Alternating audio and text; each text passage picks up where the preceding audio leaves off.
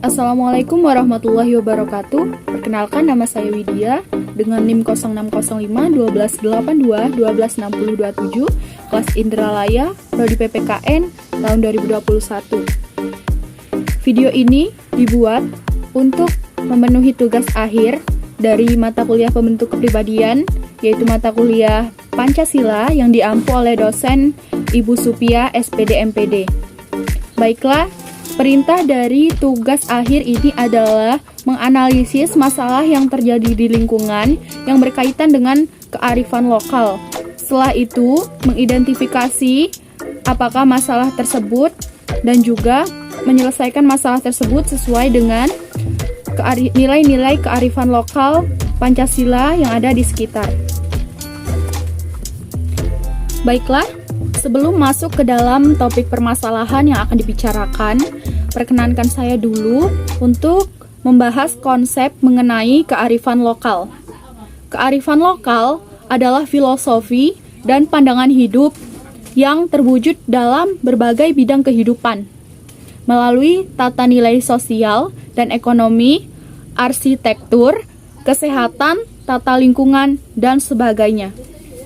Selanjutnya, kearifan lokal merupakan bagian dari budaya suatu masyarakat yang tidak dapat dipisahkan dari masyarakat itu sendiri.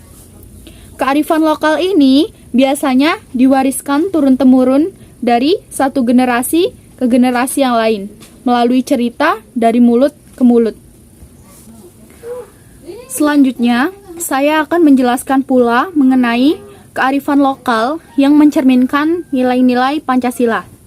Seperti yang kita ketahui, nilai Pancasila ada 5. Yang pertama, sila pertama yaitu nilai ketuhanan, sila kedua nilai kemanusiaan, sila ketiga nilai persatuan, sila keempat nilai kerakyatan, dan sila kelima nilai keadilan. Langsung saja pada sila pertama yaitu nilai ketuhanan. Kearifan lokal yang ada di sekitar saya adalah pada suku Jawa, di setiap ada acara hari besar Islam pasti dirayakan di masjid atau surau terdekat. Contohnya adalah pada acara Suroan. Suku Jawa memperingatinya dengan mengadakan pengajian di masjid, guna menyambut satu suro atau tahun baru Islam, dengan memasak makanan lalu dimakan bersama-sama di masjid. Selanjutnya adalah pada sila kedua. Sila kedua ini mencerminkan nilai kemanusiaan, berkaitan dengan tradisi-tradisi yang ada di suku Jawa, seperti yang sudah dipaparkan di atas. Untuk memasak makanan, pasti dibutuhkan orang banyak, sehingga mereka akan saling tolong-menolong dan membuat makanan atau dikenal dengan istilah rewang. Semua warga bebas membantu, tidak ada yang dibeda-bedakan. Yang ketiga adalah sila ketiga yang mencerminkan nilai persatuan. Di daerah saya ini memang mayoritas adalah orang Jawa, di mana orang-orang suku Jawa ini di setiap hari menggunakan bahasa Jawa. Akan tetapi, karena tempat tinggal saya ini di Palembang, jadi bahasa yang digunakan kadang tercampur. Bahkan, anak-anak muda di sini sekarang lebih terbiasa menggunakan bahasa Palembang ketimbang bahasa Jawa. Tetapi saya pribadi menggunakan bahasa Jawa di lingkungan rumah maupun dengan teman-teman yang sesama suku Jawa juga. Tetapi jika teman saya bukan orang Jawa, maka saya akan menggunakan bahasa Palembang. Hal ini tidak akan menghalangi perbedaan. Baik, selanjutnya adalah pada sila keempat, yaitu nilai kerakyatan. Di sini, ketika hendak mengadakan acara peringatan versi suku Jawa, maka akan diadakan musyawarah terlebih dahulu antara tokoh agama dan masyarakat untuk menentukan tanggal pelaksanaannya, dan tak jarang juga akan dimintai sumbangan untuk membantu keuangan dalam mengadakan acara tersebut. Yang terakhir adalah sila kelima, yaitu keadilan. Pada suku Jawa, istilah bodok kupat atau lebaran ketupat, semua warga akan membuat ketupat dan membawa ke masjid atau surau terdekat lalu akan dimakan secara bersama-sama dan dibagikan secara adil. Bodo Kupat ini berlaku untuk semua warga di daerah tersebut tanpa terkecuali. Baiklah, itulah tadi nilai kearifan lokal yang sesuai dengan nilai-nilai Pancasila. Baiklah, sekarang adalah puncak dari pembahasan kita kali ini, yaitu mengenai permasalahan yang sesuai dengan kearifan lokal yang ada di lingkungan saya dan pemecahannya yang sesuai dengan nilai-nilai Pancasila.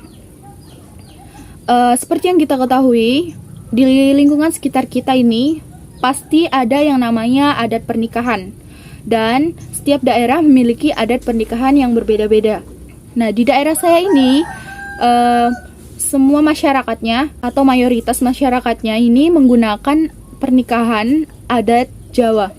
Nah, apa permasalahan dari kasus ini?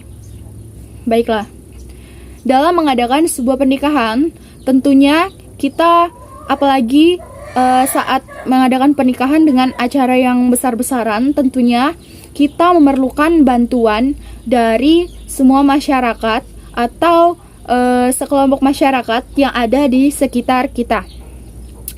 Nah, bantuan ini sangat diperlukan dalam mengadakan acara pernikahan. Lalu, bagaimana penyelesaiannya dengan masalah pernikahan yang membutuhkan bantuan orang banyak? Penyelesaiannya adalah dengan cara gotong royong. Di sini saya akan menjelaskan pemecahan masalahnya sesuai dengan nilai Pancasila.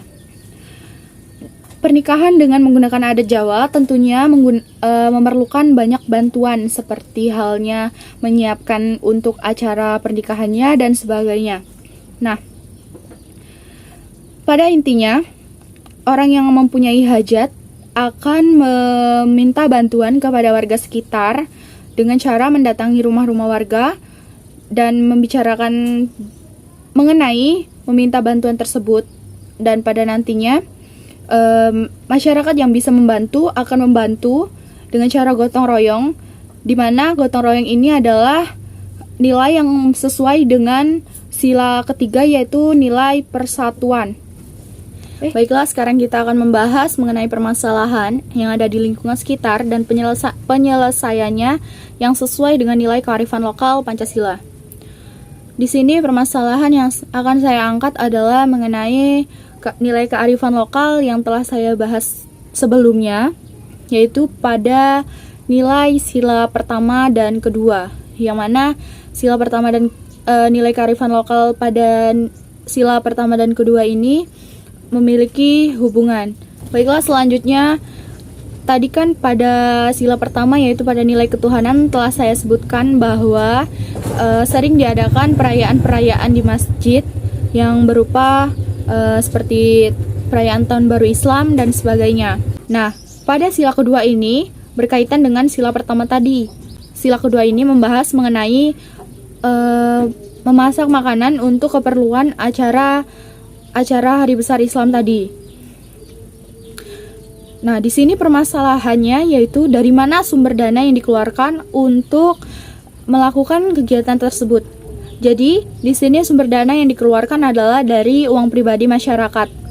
Nah, biasanya nanti ada diminta sumbangan untuk acara-acara tertentu, atau ada juga sumbangan makanan yang digunakan untuk acara tersebut. Nah, nantinya sumber dana dan makanan tersebut akan dikumpulkan menjadi satu kesatuan di salah satu rumah warga dan disusun menjadi satu, sehingga nanti ketika dibawa ke masjid atau surau terdekat itu sudah menjadi bahan yang jadi dan siap dibagikan. Itu untuk makanan. Nah, untuk sumber dananya berupa uang tersebut akan digunakan untuk membeli keperluan lain, untuk penunjang acara di masjid tersebut, atau untuk membayar penceramah yang diundang ke masjid tersebut. Jadi, nilai Pancasilanya di sini adalah ketika akan mengadakan suatu acara, baik itu acara keagamaan, acara kedaerahan dan sebagainya, pasti kita memerlukan bantuan dari banyak orang. Oleh karena itu, kita wajib melaksanakan yang namanya nilai gotong royong. Nah, nilai gotong royong ini sesuai dengan nilai Pancasila, yaitu sila kedua dan sila ketiga, di mana sila keduanya yaitu berupa rasa kemanusiaan kita untuk saling membantu satu sama lain dalam menyelesaikan suatu permasalahan. Nah, untuk sila ketiganya, tanpa adanya persatuan, maka tidak akan terjadi gotong royong. Oleh karena itu, gotong royong ini dilakukan oleh semua orang tanpa terkecuali, baik itu berbeda suku, ras, agama, golongan, dan sebagainya. Intinya, nanti akan bersatu satu sama lain untuk mencapai tujuan yang sama. Baiklah, itu adalah penjelasan dari saya. Apabila ada salah kata, saya mohon maaf. Kepada Allah, saya mohon ampun. Wabillahi taufiq wal hidayah. Wassalamualaikum warahmatullahi wabarakatuh.